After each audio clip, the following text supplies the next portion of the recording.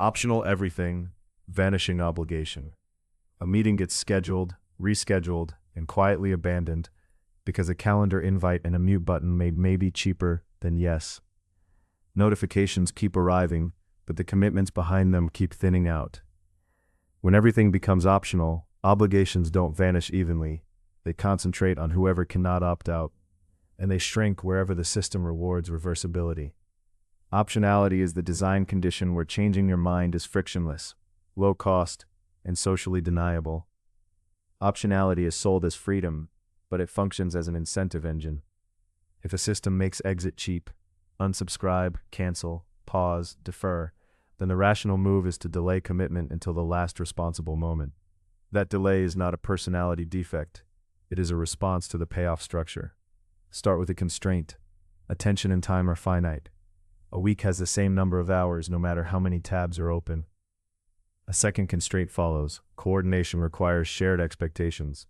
People need to know who will show up, what will be delivered, and when.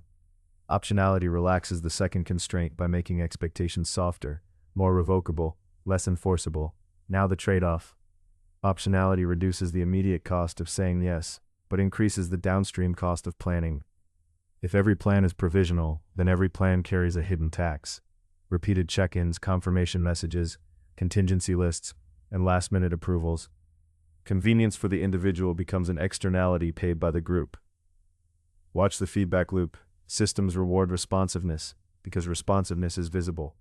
A quick reply to a notification is legible. A quiet long-term commitment is not.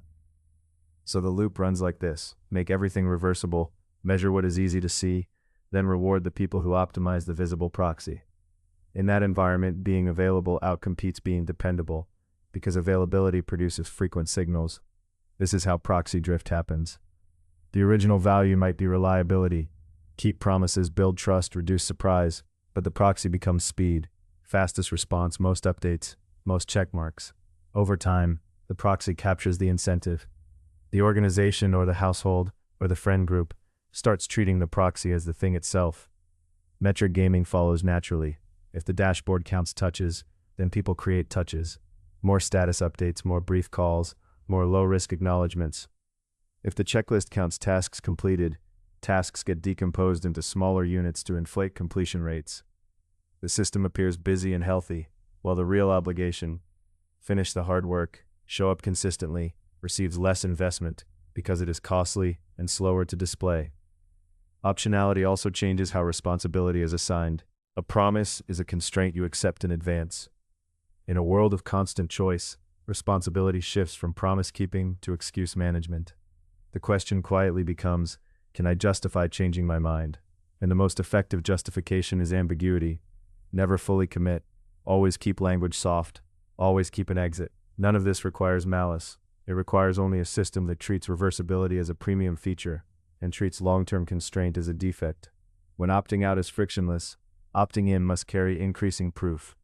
People ask for more assurances, more previews, more trials, more updates, because they can.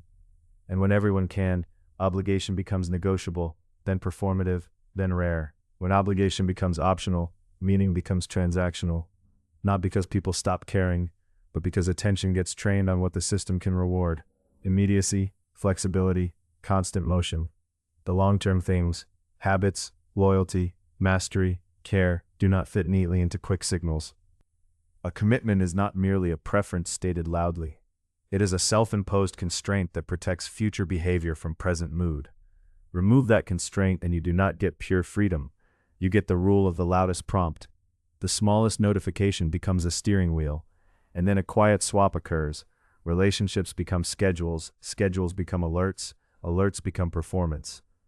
The question, who can I count on, gets replaced by, who is currently reachable? Reachability is a weak substitute for responsibility, but it is easy to measure, and measurement attracts incentive. So the obligations that disappear are the ones that cannot be audited by a feed, the unannounced act, the boring consistency, the promise kept when no one is watching, the patience to stay with a choice after novelty expires. Optionality does not just loosen duties, it reallocates dignity toward whatever can be displayed. Let this be a disciplined examination, not a slogan. Consider one metric you currently serve. response time, streaks, checkmarks, meetings attended, messages sent, updates posted. Then consider one value that metric might erase: steadiness, craftsmanship, loyalty, silence, depth, patience. Notice the trade-off your system offers. What does it make cheap to change, and what does it make expensive to keep? Notice where reversibility is rewarded, and where dependability is left unpriced. Notice who pays the externality when you keep options open. That inventory does not accuse, it reveals. Systems tell the truth through what they permit, constrain, and ignore. Optionality feels like freedom until you see who bears the cost of your exits.